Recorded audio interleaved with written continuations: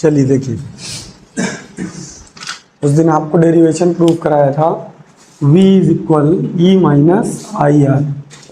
इसी फॉर्मूले को आप कन्वर्ट करेंगे इलेक्ट्रोमोटिव फोर्स और एक्सटर्नल रेजिस्टेंस में, जिसमें आपका V डिस्टर्ब हो जाएगा। फिर उसके आगे देखेंगे, फॉर्मूला आया था आपका V is equal e minus i small r. इस टर्म को उठा करके लेफ्ट साइड ले आइए, ये हो जाएगा E is equal V plus i are, और V को एक्सटर्नल रेजिस्टेंस के टर्म में रख दीजिए, ब्रैकेट में इंडिकेट करिए according to Ohm's law V is equal i capital r. Suppose करिए ये जो आपका सेल है E क्या था? इलेक्ट्रोमोटिव फोर्स, जो सेल की एनर्जी है। इसको किसी ऐसे डिवाइस के साथ में लगाया गया है जिसका रेजिस्टेंस कैपिटल आर है, तो V की प्लेस पे आप रखेंगे आई आर। ये फॉर्मूला हो जाएगा E is equal i capital r plus i small r. I common लेंगे, आई ब्रैकेट में आर प्लस आर। आई की वैल्यू आ जाएगी कैपिटल ई, ये अपॉन में जाएगा इसके, अपॉन आर प्लस आर। यहाँ से आप किसी भी सेल का अगर एक्सटर्नल रेजिस्टेंस गिवन है और इंटरनल रेजिस्टेंस गिवन है, तो आप उसके इलेक्ट्रिक करंट की वैल्यू डायरेक्ट निकाल सकते हो। आपको इस फॉर्मूले की कोई ज़रूरत नहीं पड़ेगी। अगर एक्सटर्नल रेजिस्टेंस गिवन है तभी ये फॉर्मूला यूज़ होगा। बात समझ में आई? और अगर वोल्टेज के टर्म में गिवन है तो आपको इसी फॉर्मूले को यूज़ करना है टर्मिनल वोल्टेज वाले में। इसके बाद देखिए इंटरनल रेजिस्टेंस, इंटरनल रेजिस्टेंस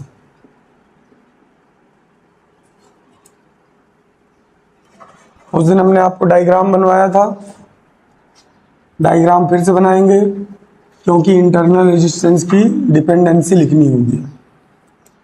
यहाँ पे इलेक्ट्रोलाइट सॉल्यूशन फिल कर दीजिए।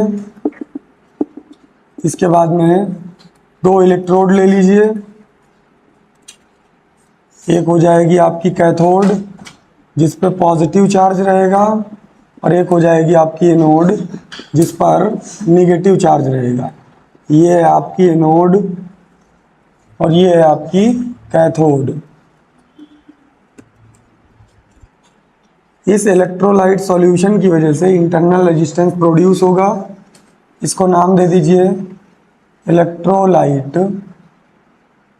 सॉल्यूशन। अब डिफिनीशन लिखिए स्मॉल आर की। डिफिनीशन कहाँ से बनेगी? इसी इलेक्ट्रोलाइट सॉल्यूशन के मटेरियल से। अब इसको कितना पार्ट ट्रैवल करना पड़ता है? इतना ट्रैवल करना पड़ता है। किसको? इलेक्ट्रॉन को। इलेक्ट्रॉन यहाँ से निकलेगा, यहाँ आएगा। उस दिन मैंने बताया था यहाँ पर कूलम्ब्स लॉ वैलिड नहीं होता है। जितने भी सेल होते हैं आपके, अब सेल 2 टाइप्स के होते हैं, प्राइमरी सेल और secondary cell.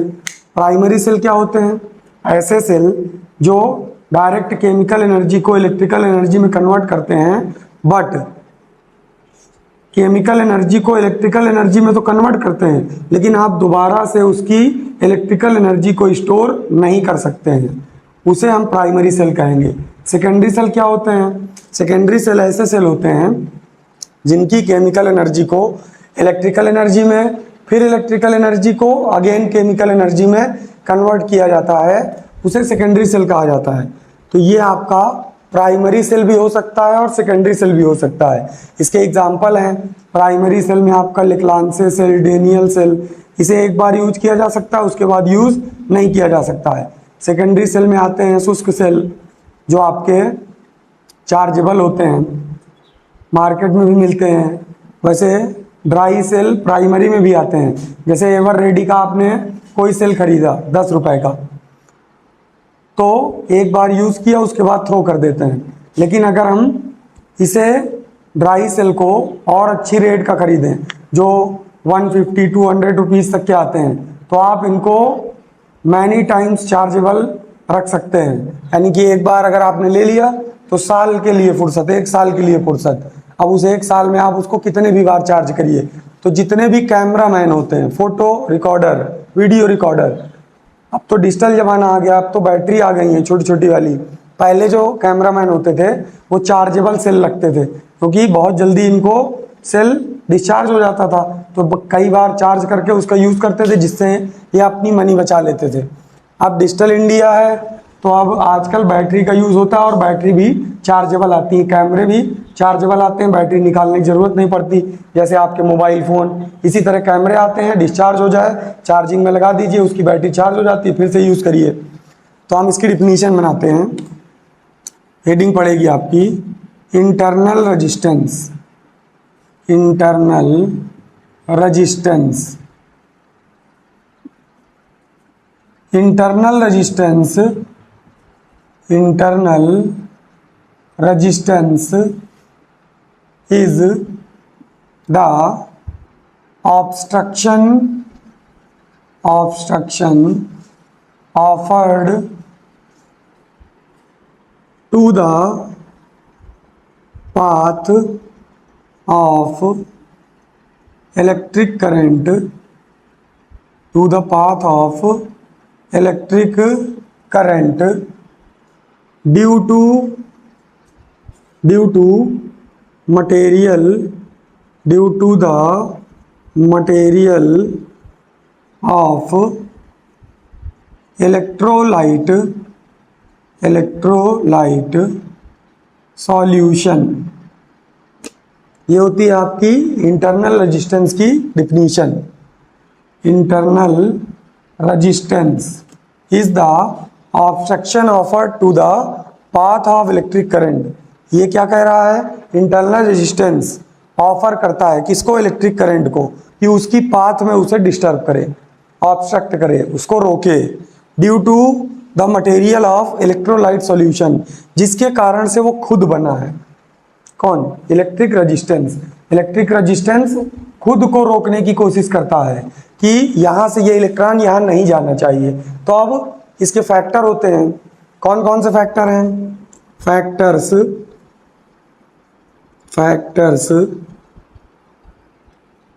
Affecting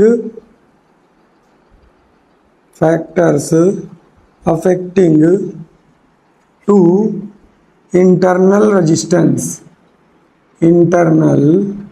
resistance slash. Point number 1 में आप लिखेंगे area of electrodes.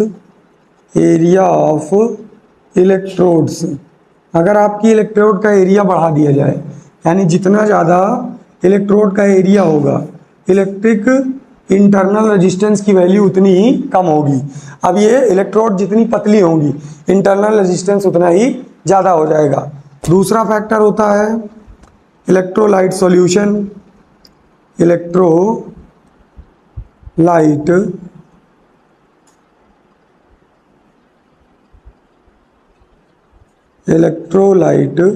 Solution. Concentration, अगर इलेक्ट्रोलाइट सॉल्यूशन का कंसंट्रेशन, ब्रैकेट में लिख देते हैं कंसंट्रेशन, फिर सिंबल बनाते हैं। कंसंट्रेशन को रिप्रेजेंट करेंगे कैपिटल C से। अगर आपने इलेक्ट्रोलाइट सॉल्यूशन का कंसंट्रेशन इंक्रीज कर दिया, यानी इसकी डेंसिटी को ज़्यादा कर दिया, इसमें ज़्यादा मॉलिक्यूल मिला दिए, तो आपके इंटरनल रेजिस्टेंस की वैल्यू क्या हो जाएगी? इंक्रीज हो जाएगी। जितना ज़्यादा कंसंट्रेटेड आपका इलेक्ट्रोलाइट सॉल्यूशन होगा, उस इलेक्ट्रोलाइट सॉल्यूशन की वजह से इंटरनल रेजिस्टेंस की वैल्यू क्या हो जाएगी? इंक्रीज हो जाएगी। बात समझ में आई? थर्ड फैक्टर जो होता है इसका, थर्ड फैक्टर होता है डिस्टेंस बिटवीन टू इलेक्ट्रोड्स। अगर हम इनके बीच की डिस्टेंस को इंक्रीज कर दें, सपोज करो ये जहाँ पे अभी ये रखी हैं इसको थोड़ा सा और दूर कर दें, तो यहाँ पे इलेक्ट्रॉन को अब ज़्यादा वर्क डन करना पड़ेगा। अब इलेक्ट्रॉन जितना ज़्यादा वर्क डन करेगा एनोड तक जाने के लिए, भाई ये यहाँ से सर्किट पूरा करता है, सर्किट पूरा करने के लिए इसको एनोड पर जाना पड़ेगा। अब जितना ज़्यादा ये डिस्टेंस ट्रेवल करेगा उतना ही ज़्यादा आपका इंटरनल रेजिस्टेंस होगा। तो पहला फैक्टर होता है आपका इलेक्ट्रोलाइट, इलेक्ट्रोलाइट सॉल्यूशन का मतलब इलेक्ट्रोड्स का एरिया, दूसरा होता है खुद इलेक्ट्रोलाइट सॉल्यूशन, तीसरा होता है डिस्टेंस बिटवीन टू इलेक्ट्रोड्स, इन इलेक्ट्रोड्स के बीच की जो डिस्टेंस है। बात समझ में आई? इसको अगर आप बढ़ाएंगे तो आपका इंटरनल रेजिस्टेंस बढ़ेगा, एरिया बढ़ाएंगे तो आपका रेजिस्टेंस डिक्रीज हो जाएगा, डिस्टेंस बढ़ाएंगे तो आपका इंटरनल रेजिस्टेंस क्या होगा? इंक्रीज होगा। एक और फैक्टर होता है, एक हो गई इलेक्ट्रोड, दूसरा हो गया डिस्टेंस, तीसरा हो गया इलेक्ट्रोलाइट सॉल्यूशन। चौथा फैक्टर क्या था? कैथोड, इलेक्ट्रोड, वो तो उसी में आ जाएगी, इलेक्ट्रोड में इलेक्ट्रोलाइट सॉल्यूशन भी आ गया। चलिए अभी याद आएगा तो फिर बताएंगे। इसके बाद देखिए इसका सिंबल क्या होता है, कहाँ पर इसको कैसे रिप्रेजेंट करेंगे इंटरनल रेजिस्टेंस को। अगर सर्किट बना होगा तो ऐसे एक चैम्बर बना होगा, that that that dash, most of the numerical में ये चैम्बर बना होगा, यहाँ से वायर जाएगा, फिर यहाँ से वायर जाएगा, यहीं पर आपका स्मॉल रेजिस्टेंस यानी इंटरनल रेजिस्टेंस इंडिकेट किया जाएगा स्मॉल आर के फॉर्म में। यहाँ सेल लगा होगा प्लस माइनस और सेल का वोल्टेज होगा कैपिटल ई। उसके बाद आपके सारे सर्किट चलेंगे। मतलब ऐसा नहीं है कि अगर इंटरनल रेजिस्टेंस दिखा दिया गया, इलेक्ट्रोमोटिव फोर्स दिखा दिया गया तो सर्किट बाकी नहीं है। सर्किट इसके बाद डिवाइस लगेगी, जो भी आपकी डिवाइस होगी, हो सकता है इस तरीके से कोई एक्सटर्नल रेजिस्टेंस रिप्रेजेंट किया गया हो और इस सर्किट को यहाँ से कंप्लीट कर दिया गया, इसका रेजिस्टेंस कैपिटल आर है। अब यहाँ पर जो पोटेंशियल यूज होगा, बहुत ध्यान से सुनिएगा, यहाँ पे जो पोटेंशियल यूज हो रहा है इस पोटेंशियल को कहा जाता है टर्मिनल वोल्टेज, टर्मिनल वोल्टेज। क्योंकि यहाँ पे आपका इलेक्ट्रिक करंट क्या करेगा? ड्रॉप करेगा अपने आप की पोजीशंस को। यहाँ पे आपका अगर सर्किट ओपन है, फिर ध्यान से सुनिएगा, अगर ये सर्किट कहीं से ओपन है तो इस सर्किट से चार्ज जाता है और वो चार्ज पूरे सर्किट में फ्लो नहीं करेगा। तो चार्ज को पूरे सर्किट में जाने के लिए सर्किट का क्लोज होना बहुत जरूरी है। जैसे ही सर्किट क्लोज होगा आपका पोटेंशियल टर्मिनल वोल्टेज बन जाएगा और जैसे ही सर्किट ओपन होगा तो ये टर्मिनल वोल्टेज खत्म हो जाता है अपने आप और यहाँ पे टोटल वोल्टेज जो होगा वो सेल का हो जाएगा, उसको कहा जाएगा इलेक्ट्रोमोटिव फोर्स। अब यहाँ लगाया प्लस, यहाँ लगाया माइनस, तो करंट का फ्लो होगा पॉजिटिव से निगेटिव। करंट इधर से आएगा आई, यहाँ से जाएगा, फिर यहाँ जाएगा आई, ऊपर जा करके इस तरफ से चला आएगा। अब ध्यान से देखिए, सेल का ये हायर टर्मिनल है और ये सेल का लोअर टर्मिनल है। हायर टर्मिनल का वोल्टेज ज़्यादा होता है, लोअर टर्मिनल का वोल्टेज हमेशा कम होता है। अब सर्किट को घुमाते हुए चले आइए, यहाँ से आप करंट की डायरेक्शन में आएंगे तो इंटरनल रेजिस्टेंस के पास वोल्टेज कहाँ ज़्यादा होगा? इस इंड में। ये इंड हायर वोल्टेज का होगा और ये इंड लोअर वोल्टेज का होगा। ऐसे ही इस रेजिस्टेंस में भी ये जो इंड है, अगर हम इसको कोई नाम दे दें ए और इसको नाम दे दें बी, तो ए का वोल्टेज हायर होगा और बी का वोल्टेज लोअर होगा।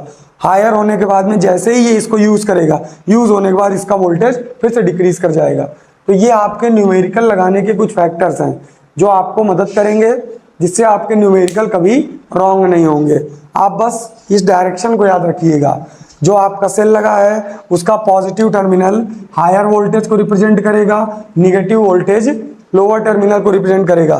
करंट की डायरेक्शन में आप जाएंगे, कोई भी एक्सटर्नल रेजिस्टेंस मिलेगा, उसका फर्स्ट इंड हायर वोल्टेज होगा, सेकेंड इंड लोअर वोल्टेज होगा।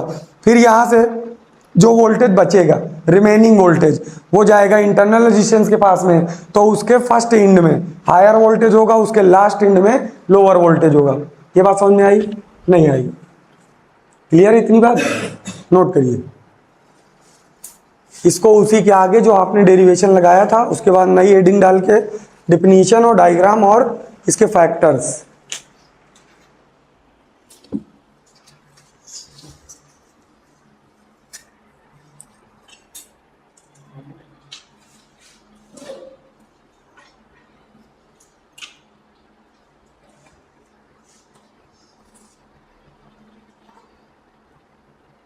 बाकी लोग आज कहाँ चले गए? व्रत व्रत है क्या? क्यों साक्षी? पूजा और श्रेया दोनों?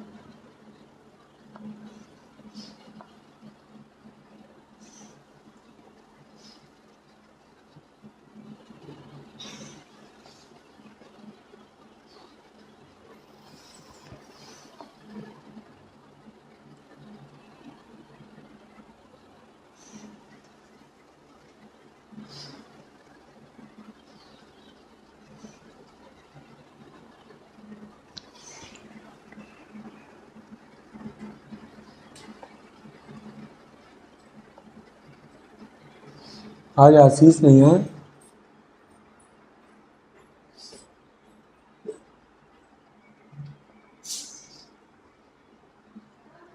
क्यों अक्षत कहाँ चला गया?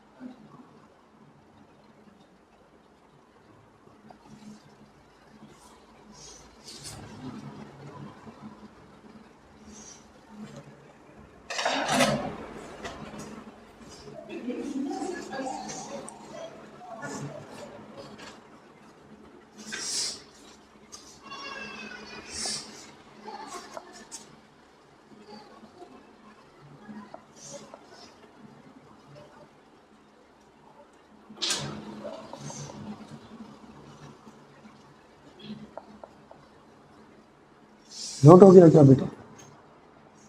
बड़ी जल्दी नोट कर लेते हो तुम लोग।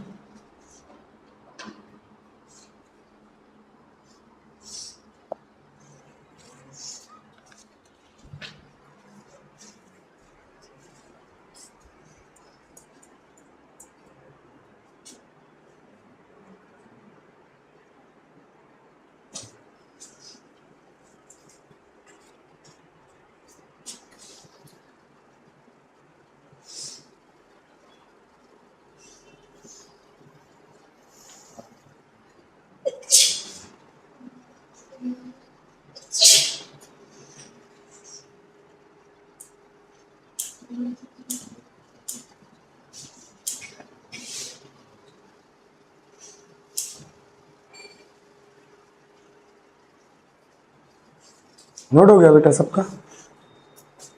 आगे देखिए,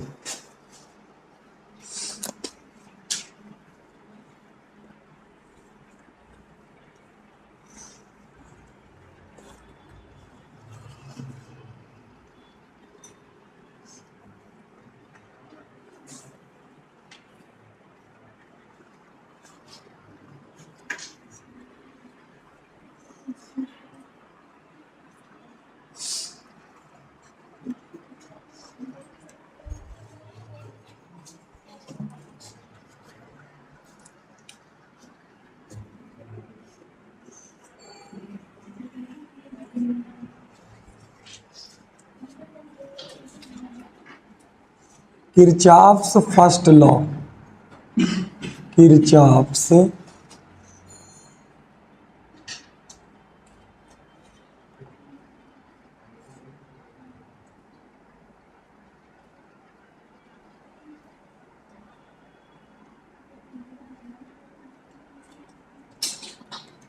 फर्स्ट लॉ, या इसी को कहा जाता है जंक्शन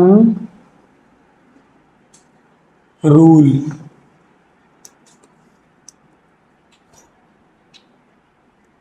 या इसका एक और नाम है Kirchhoff's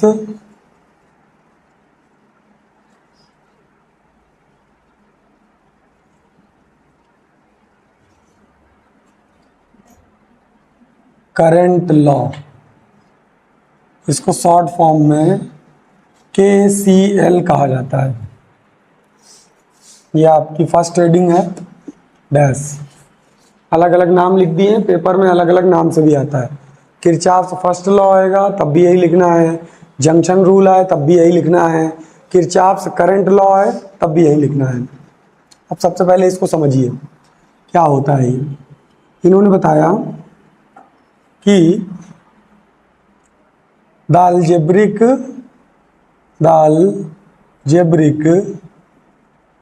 some of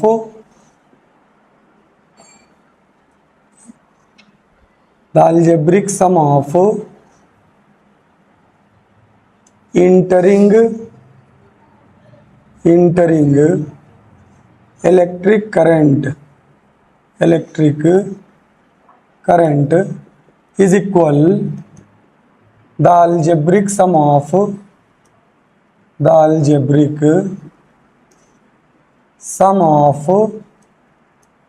leaving electric current, electric current किसी भी जंक्शन में, जंक्शन बना लीजिए कोई भी, सपोज करिए ये एक जंक्शन है, पॉइंट है जहाँ पर आपकी कई सारी करंट्स आ रही हैं और कई सारी करंट्स जा रही हैं। अब जरूरी नहीं कि number of currents direction same हो, एक तरफ दो भी हो सकते हैं, एक तरफ सिंगल भी हो सकता है, एक तरफ और भी ज़्यादा हो सकते हैं। तो सपोज करिए यहाँ से एक करंट आ रहा है I1, यहाँ से एक करंट आ रहा है I2, यहाँ करंट जा रहा है I3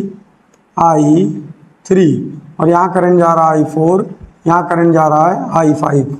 तो इन्होंने बताया, कहा कि जितनी भी करंट्स हैं उनका अलजेब्रिक सम ले लीजिए जो आपके जंक्शन में इंटर कर रही हों, और जितनी भी इलेक्ट्रिक करंट हैं और जो जंक्शन से लीव कर रही हो, छोड़ के जा रही हो, उन दोनों करंट्स की वैल्यू आपस में क्या होती है, इक्वल होती है।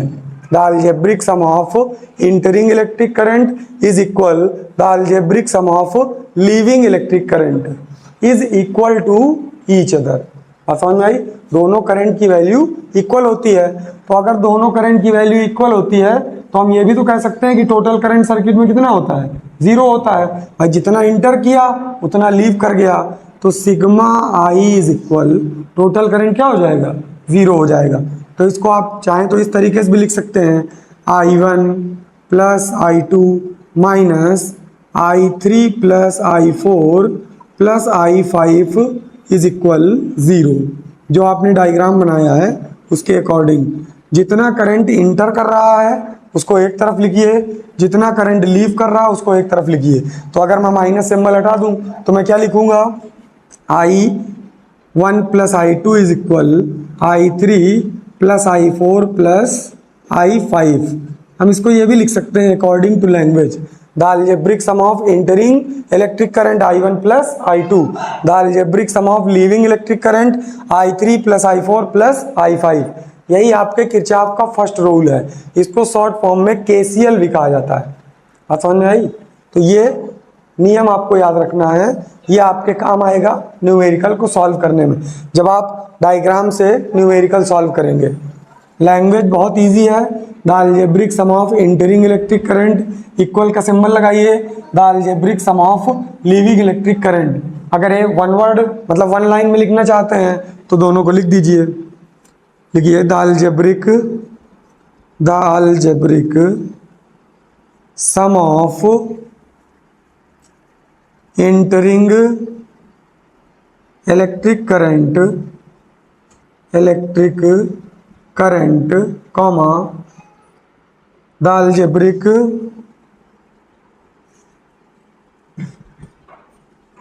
सम of leaving electric current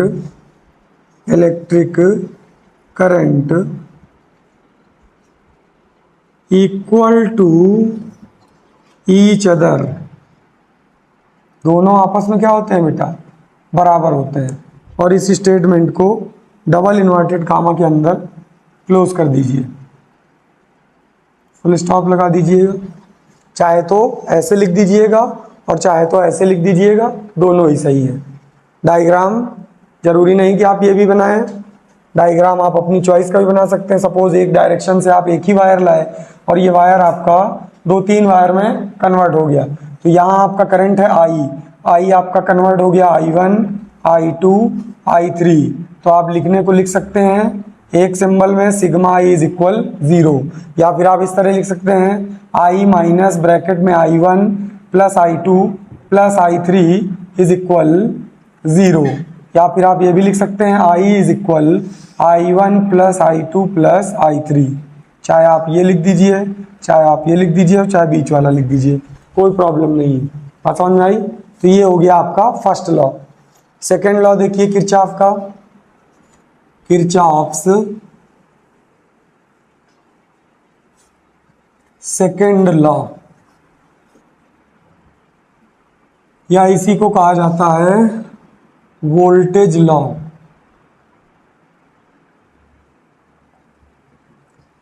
EMF law, फिर लिखेंगे Kirchhoff's voltage law, voltage law short form में कहा जाता है KVL। फर्स्ट लॉ को कहा जाता है शॉर्ट फॉर्म में KCL और सेकेंड लॉ को कहा जाता है KVL, Kirchhoff's current law, Kirchhoff's voltage law. अब ये कैसे वर्क करता है, सबसे पहले लैंग्वेज लिखिए, the algebraic sum of change in potential, the algebraic sum of change in potential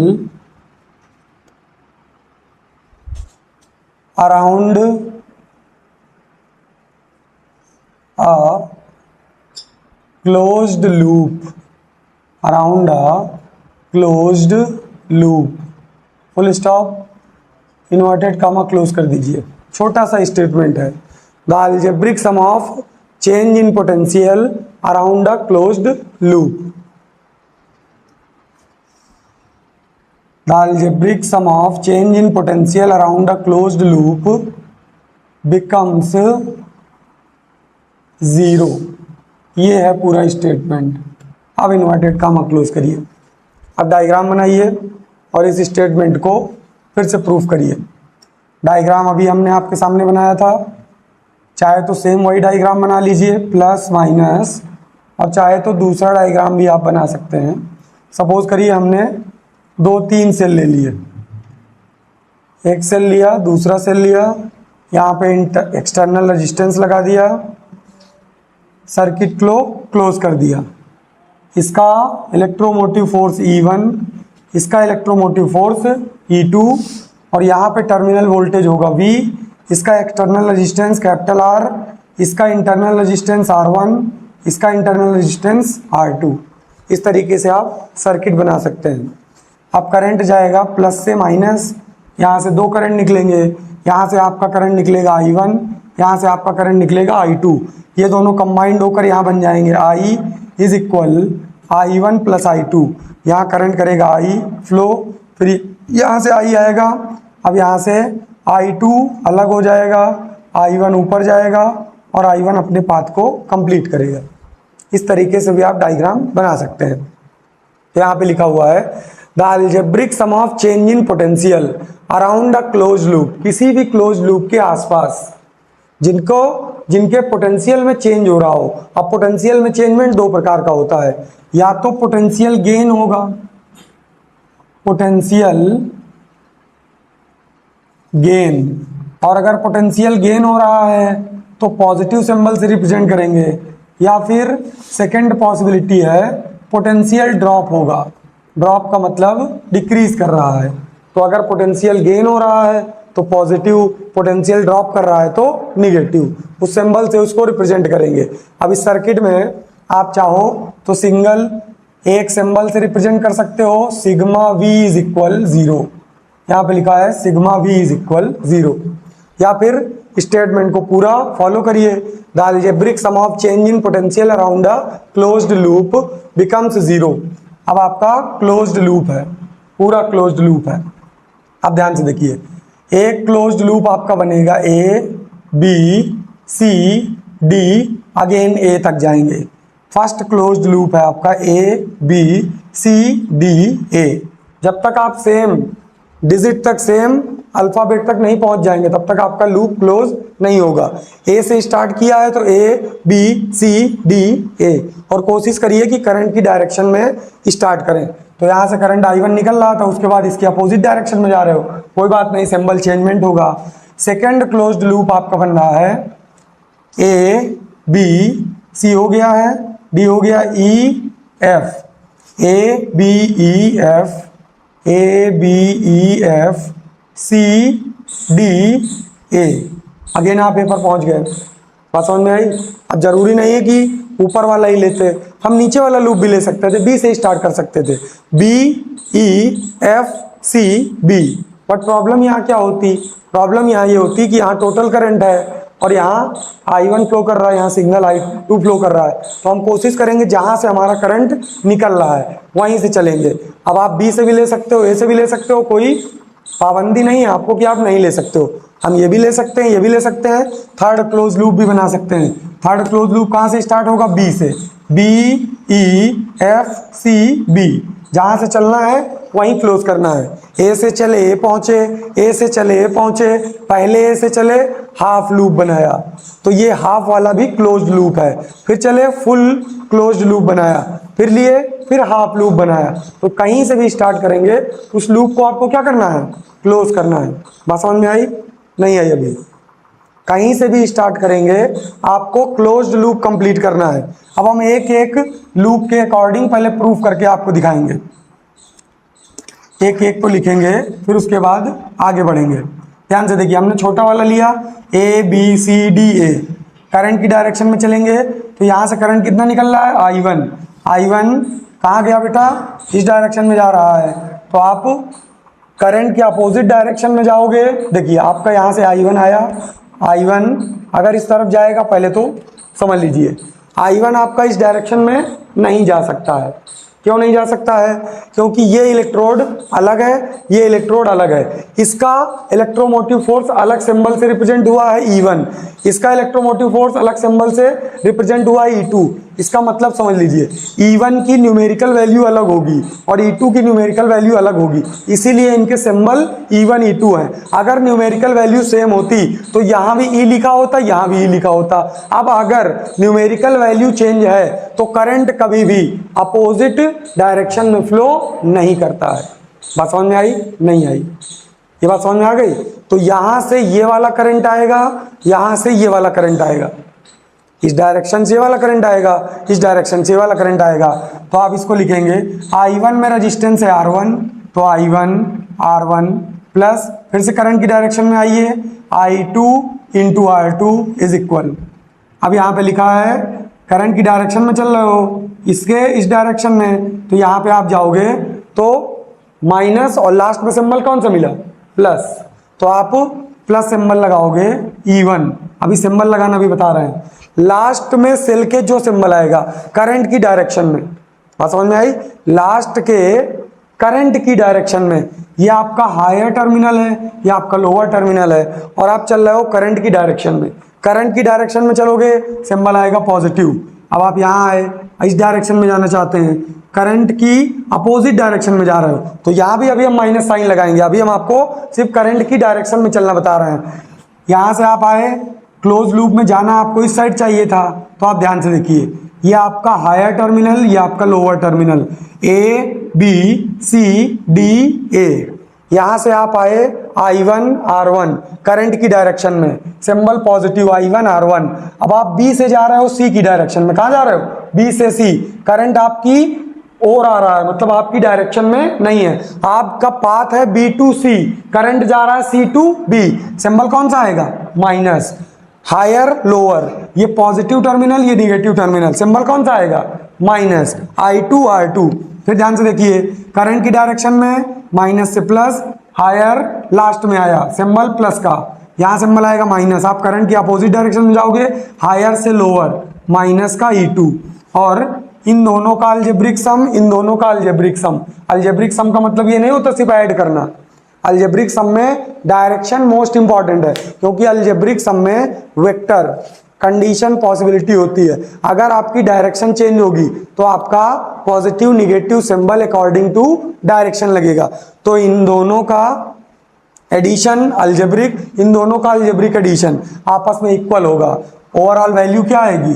sigma V is equal 0। बात समझ में आई? यहाँ पे आप जो भी ऐड करोगे, यहाँ पे आप जो भी ऐड करोगे, अब यहाँ न्यूमेरिकल वैल्यू तो लिखी नहीं है, नहीं तो हम ऐड करके भी दिखा देते।